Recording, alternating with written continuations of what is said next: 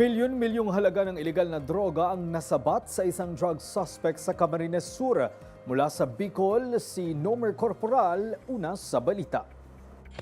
Papalo sa mahigit 7 milyong pisong halaga ng umano'y shabu ang nasabat sa isang tulak ng ilegal na droga sa bypass operation ng Minalabak Municipal Police. Katuwang ang Regional Police Drug Enforcement Unit Bicol, Police Drug Enforcement Group, Regional Mobile Force Battalion Bicol, at sa koordinasyon ng PDEA Bicol.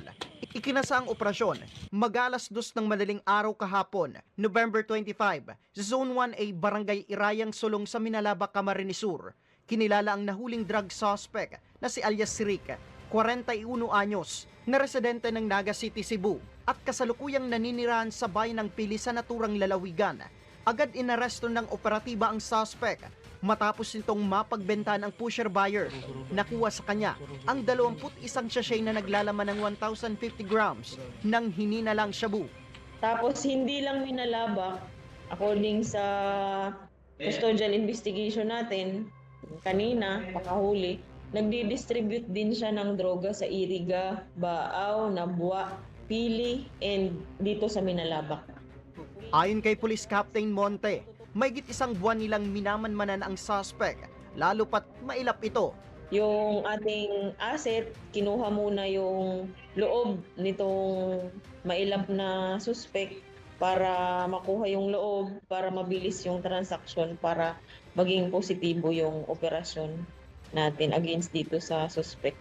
Dagdag pa ng hepe, malaking bagay ang pagkakahuli ng suspect, lalo pat ito ang pinakamalaking halaga ng illegal na droga na na-recover nila sa kanilang bayan. So maraming kabataan o constituents ng Minalabak ang nailigtas natin o kumbaga naiiwas natin para gumamit nitong napakadaming droga na to. Kung halimbawa na-distribute na to bago pa natin ma-operate, napakalaking impact nito sa buong Minalabak. Kasalukuyang nakapiit ngayon sa Minalabak PNP ang suspect habang naharap sa kaso. Samantala, target maging drug-free ang bayan ng Minalabak bago matapos ang taon. Nauna sa balitang totoo at laging bago, Nomer Corporal, alauna sa balita, Congress TV.